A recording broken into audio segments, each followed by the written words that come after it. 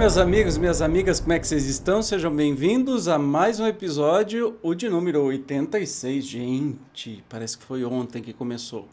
Estudando o Livro dos Espíritos. Hoje vamos estudar as perguntas, onde é que eu estou vendo? Eu não estou enxergando. 585 a 591. Tratando dos minerais e as plantas. Estamos começando um capítulo novo, capítulo 11º, que fala dos 3 reinos. Então vamos começar com os minerais e as plantas. 585. Que pensais da divisão da natureza em 3 reinos, ou melhor, em 2 classes, a dos seres orgânicos e a dos inorgânicos? Segundo alguns, a espécie humana forma uma 4ª classe. Qual destas divisões é preferível? Então, os 3 reinos, mineral, vegetal e animal, ou orgânico e inorgânico, e mineral, vegetal, animal e hominal. Vamos ver aqui que os espíritos respondem. Todas são boas conforme o ponto de vista. Do ponto de vista material, há apenas seres orgânicos e inorgânicos. Do ponto de vista moral, há evidentemente 4 graus. E aí o Kardec nos ajuda aqui com a explicação dele. Esses 4 graus apresentam, com efeito, caracteres determinados, muito embora pareçam confundir-se nos seus limites extremos. A matéria inerte, que constitui o reino mineral, só tem em si uma força mecânica. As plantas, ainda que compostas de matéria inerte, são dotadas de vitalidade.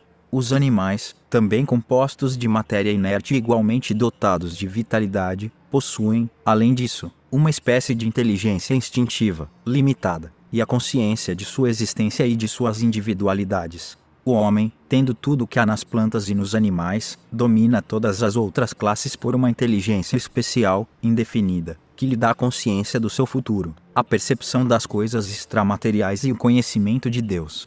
Então, para efeito de classificação, praticamente todas, né? E desses 4 reinos, mineral, vegetal, animal, e eu não sei se eu estou inventando, mas eu ouvi falar muito hominal, ou seja, dos homens que têm maior consciência. Não é que os animais são burros, não têm inteligência, não, muito pelo contrário, eles têm sim inteligência, têm sentimento, tem um monte de coisa. Mas algumas coisas eles não têm. Futuro, fala pro seu cachorrinho, amanhã a gente vai passear, ele já começa a banar o rabo agora, ele vai querer, porque ele vive o hoje, ele não tem futuro, não tem nem passado, ele tem o hoje. No passado ele tem lembrança sim, tem saudade, mas não tem essa concepção de futuro. Aí o homem é o ser que mais chegou nesta evolução, digamos, da inteligência, né? 586. Tem as plantas consciência de que existem? Não, pois que não pensam, só tem a vida orgânica. Então, as plantas não têm consciência e também não sentem aqui. Não, eu estou adiantando uma pergunta, né? Não tem consciência, as plantas não têm consciência. Experimentam sensações, sofrem quando as mutilam. Recebem impressões físicas que atuam sobre a matéria, mas não têm percepções. Conseguintemente, não têm a sensação da dor. Então, tá claro isso, né?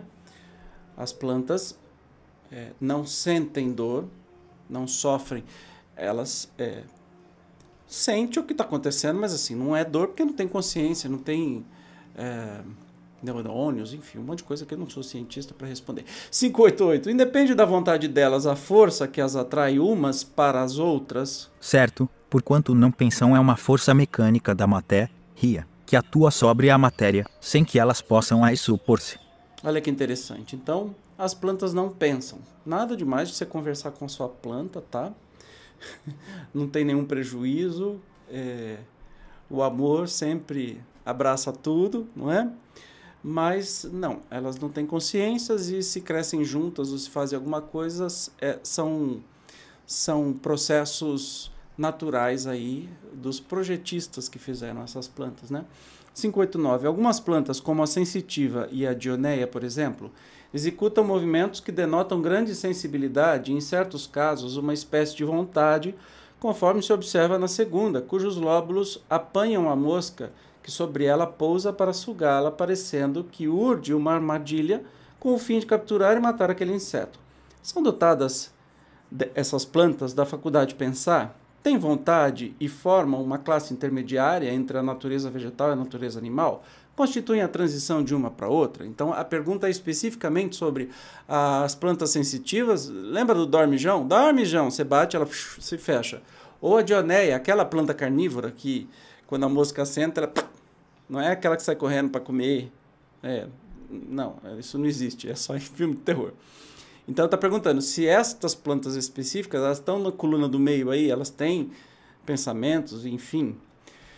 Olha a resposta, que legal pra caramba. Tudo na natureza é transição, por isso mesmo que uma coisa não se assemelha à outra e, no entanto, todas se prendem umas às outras. As plantas não pensam, por conseguinte carecem de vontade. Nem a ostra que se abre, nem os zoófitos pensam, têm apenas um instinto cego e natural.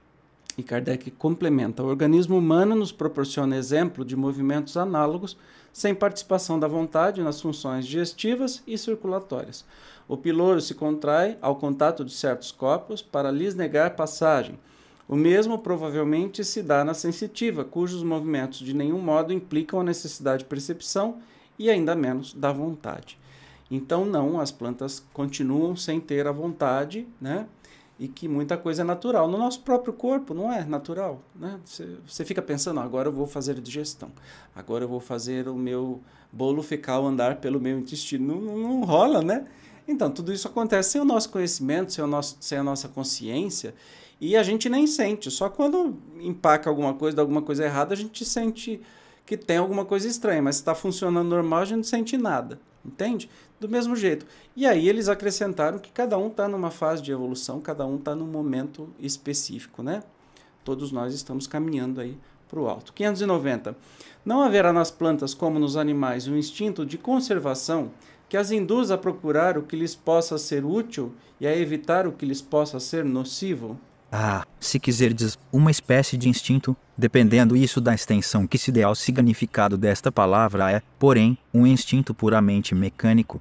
Quando, nas operações químicas, observais que dois corpos se reúnem, é que um ao outro convém, quer dizer, é que há entre eles afinidade. Ora, a isto não dais o nome de instinto? Então, se você chamar de instinto, não é um instinto maternal que a gente tem ou alguma coisa assim. O instinto é uma espécie de inteligência. Então, o que os espíritos estão falando que há, como que se diz? Há uma coisa meio que natural que acontece, né? Um processo bioquímico, alguma coisa natural, não um instinto propriamente dito como a gente pensa. E a última de hoje, 591. Nos mundos superiores, as plantas são de natureza mais perfeita, como os outros seres? E a resposta, tudo é mais perfeito. As plantas, porém, são sempre plantas, como os animais, sempre animais, e os homens, sempre homens. Essa resposta é muito interessante porque foge daquelas bobajaiadas que a gente acha, né? Que no mundo superior as plantas cantam. Não. Elas podem ser mais bonitas, mas continuam sendo plantas. Entende? Os animais falam, os animais continuam sendo animais. Então a gente tem que tomar cuidado para não fantasiar. As coisas não são tão diferentes como a gente tem aqui no planeta Terra. Claro que a beleza é infinitamente maior, como também tem lugares infinitamente mais feios. Aqui no planeta a gente tem isso o tempo todo. Mas cuidado por fantasiar, porque a gente fica pensando em Star Wars, todos aqueles bichos esquisitos, aqueles lugares estranhos e tal. Tem muita fantasia aí rolando no meio, né? Então, planta sempre planta. E que bom que seja assim, porque a gente não vai levar um susto danado quando chegar do outro lado. Maravilha? Por hoje é só. Vamos estudar no próximo capítulo os animais e o homem. E eu, como sempre, te espero. Beijo. Até lá. Tchau.